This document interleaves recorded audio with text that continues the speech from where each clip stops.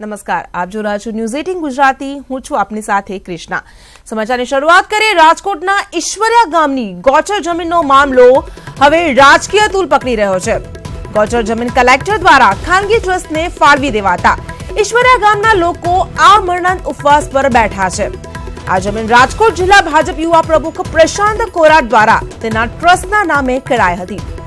ગોચર જમીન ખાનગી લોકોને ફાળવી દેવામાં આવતા લોકોમાં રોષ ફેલાયો છે અને ઈશ્વરિયા ગામના લોકો આમરણાંત ઉપવાસ પર બેસી ગયા છે, જેને લઈને હવે હાર્દિક પટેલ પણ ઈશ્વરિયા ગામ પહોંચ્યો અને લોકો સાથે મુલાકાત કરી હતી.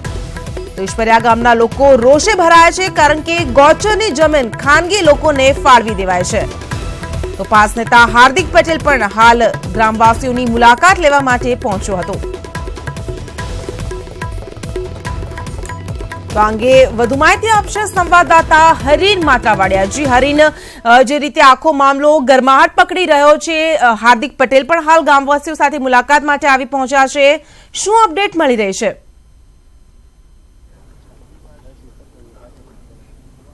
ચોક્કસ આપને હું આ દ્રશ્યમાં બતાવવા માંગીશ કે જે રીતે ઈશ્વરિયા ગામના લોકો છે, ગૌચર બચાવો છે, કેમ કે જે રીતે આ જગ્યા છે તે ગૌચરની હતી અને ક્યાંક ને ક્યાંક ટ્રસ્ટને સોંપી દેવામાં આવી હતી, ખાનગી હેતુથી આ સોંપવામાં આવી હતી અને તેને જ કારણે જે ગામ લોકો છે છેલ્લા 2 દિવસથી ઉપવાસ ઉપર બેઠા છે અને ક્યાંક ને ક્યાંક હાર્દિક પટેલ અને ઇન્દ્રનીલભાઈ છે તેઓ અહીં આવ્યા હતા, ઉપવાસથી છાવણીની મુલાકાતે છે અને ઇન્દ્રનીલભાઈ સાથે આપણે વાત કરીશું. ઇન્દ્રનીલભાઈ, તમે અહીં છાવણીની મુલાકાત આવ્યો છે, ગૌચર બચાવવાની વાત છે, 2 લોકો 2 દિવસથી લોકો છે ઉપવાસ ઉપર બેઠા છે, શું કહેશો?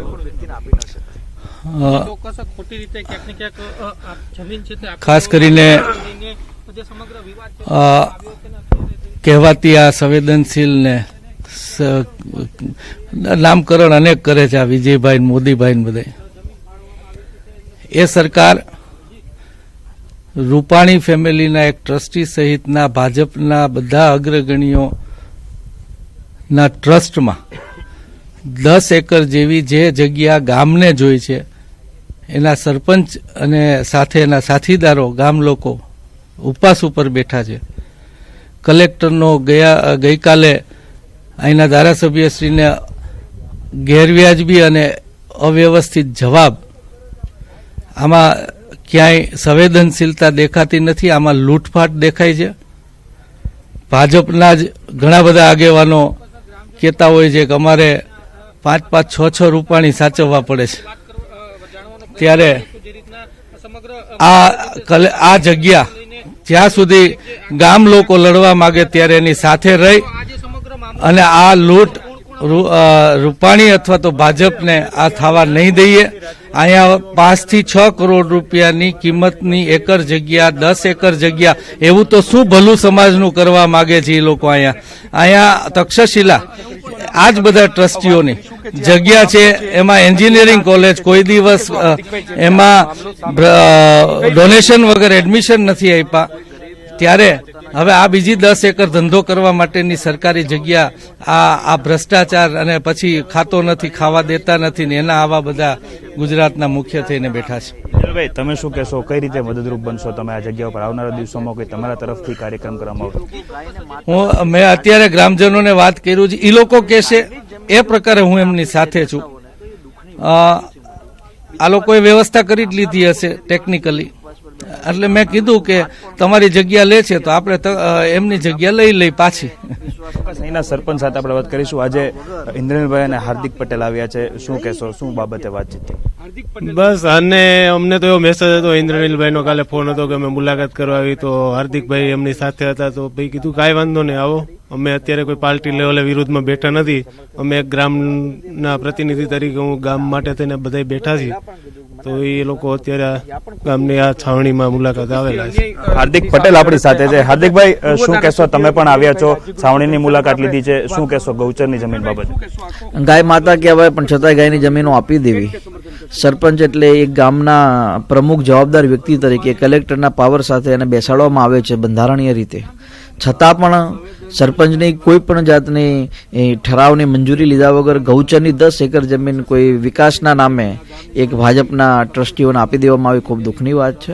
2 દિવસથી લોકો ઉપવાસ પર બેઠા છે, છતાં સુધી હજુ કલેક્ટરશ્રીએ કે કોઈ પણ જવાબદાર વ્યક્તિ તરીકે આ લોકોની પૂછતાછ કરી નથી, શું તકલીફ છે એની કોઈ વાત કરી નથી.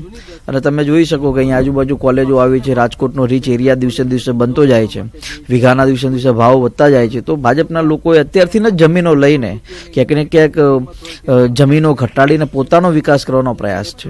હાર્દિકભાઈ, જેના પર આક્ષેપ છે પ્રશાંતભાઈ, તે પણ યુવા મોરચાના રાજકોટ જિલ્લાના પ્રમુખ છે, શું કહેશો?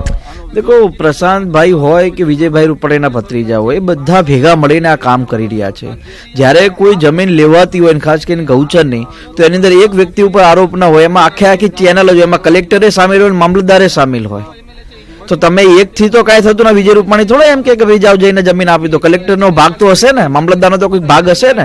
તો આખી ચેનલ છે, એ ચેનલને જવાબદાર સમજીને યોગ્ય પગલાં લેવા પડે. હાર્દિકભાઈ, આ લોકો 2 દિવસથી ઉપવાસ ઉપર બેઠા છે, 7 થી 8 લોકો અમાનત ઉપવાસ કરે છે. આવનારા દિવસોમાં તમે કઈ રીતે મદદ થઈ શકો, તમારો કઈ રીતે ફાળો રહેશે? દેખો, પહેલા તો મેં પણ 18 દિવસના ઉપવાસ કર્યા, એટલે મેં તો એવું કીધું છે કે ઉપવાસ ન કરવા જોઈએ.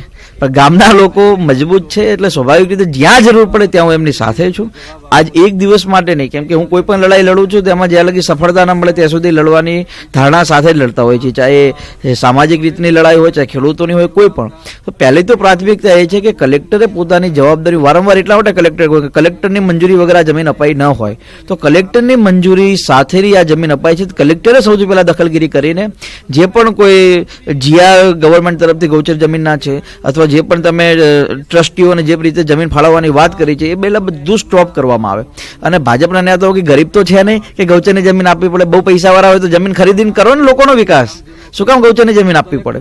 તો કહેવાનો મતલબ કલેક્ટરે પ્રાથમિકતા જવાબદારી સમજીને આ તમામ વસ્તુ પર રોક લગાવવી જોઈએ અને ગામના સરપંચને આદેશ આપવો જોઈએ કે જેટલી પણ ગૌચરની જમીન છે એને બાઉન્ડ્રી વોલ કરીને એ જમીન ગામ જોડે રાખવામાં આવે.